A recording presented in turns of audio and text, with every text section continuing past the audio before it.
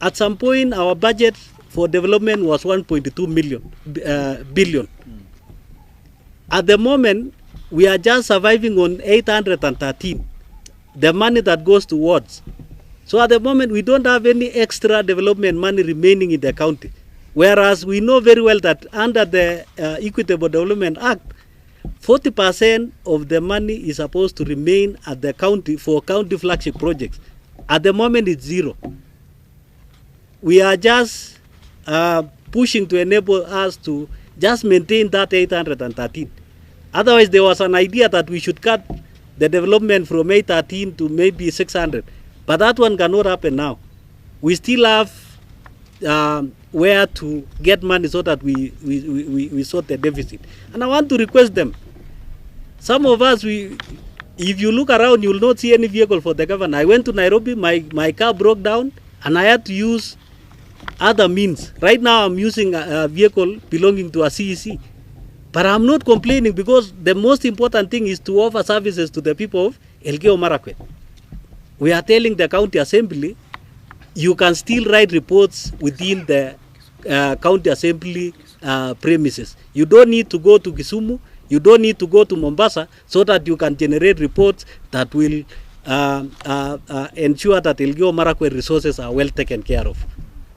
And lastly, on the issue of coast workers, it's so saddening when you hear people saying that even acting chief officers, staff that we found, they were in national government, they came to, they were devolved to counties, and now they are claiming that they are coast workers.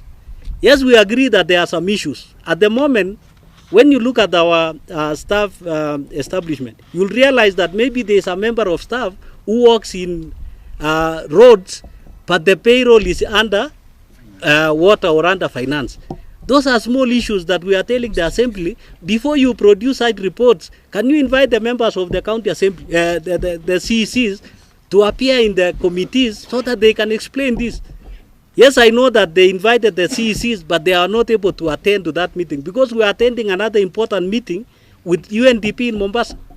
Remember, for us now to even have a training outside the county, it has to come from donors. We don't have money in the budget to facilitate our staff for training. Unlike other counties, what they are doing. So they should also be considerate.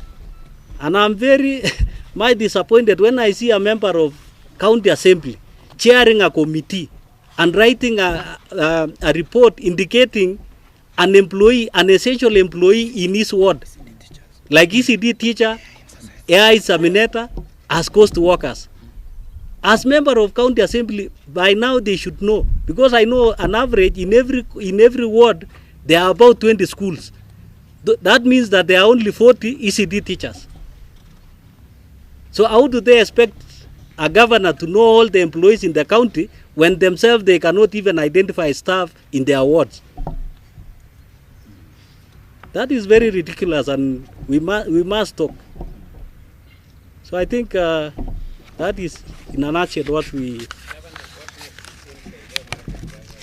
Remember, we started by calling out to CRA that if we continue giving us below 5 billion, we'll not be able to function as a county. Because again, people claim that wage bills are the ones killing counties. But we must be alive to the fact that every year there is an yearly increment for staff salaries. We have CBS beyond our control. CBS alone for our health staff, the agreements that are signed in Nairobi, it has taken over 400 million from our budget. Those ones are things that as a governor I'm not in control of.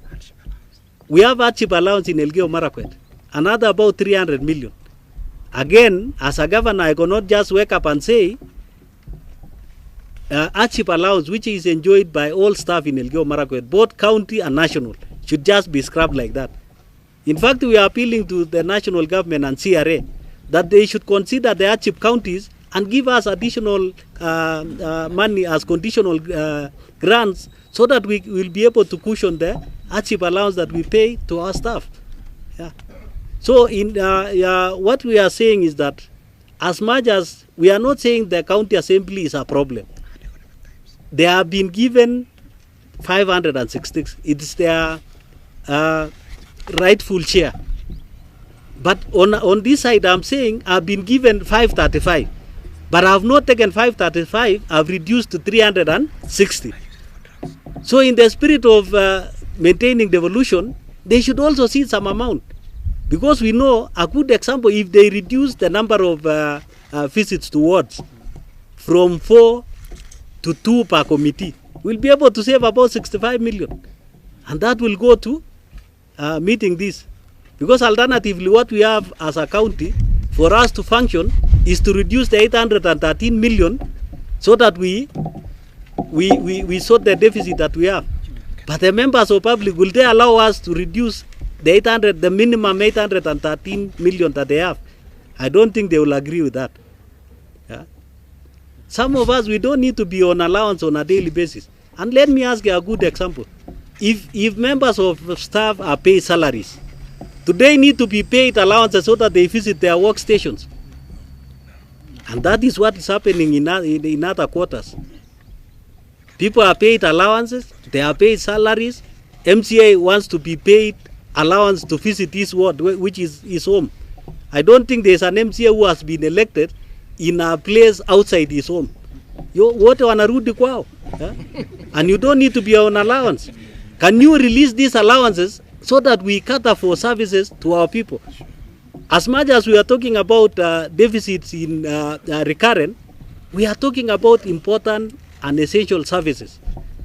We can build nice hospitals, we can equip them and even buy expensive drugs. But without the staff to offer these services, it will be useless. Now we are telling them, can they bring those ideas? Let them bring those ideas and tell us how this budget can balance. And I would request that when they are bringing the ideas, they return the ceiling for the executive to 535, put the county assembly ceiling at 566, then tell us the remaining, how it can be used without deficits and even having more development money than what we have at the moment. If that is lack of ideas, my office is open. Let them come with the ideas. If they have other ways of balancing this budget that we don't know, then we are ready to implement that. So long as development money for my people is not reduced.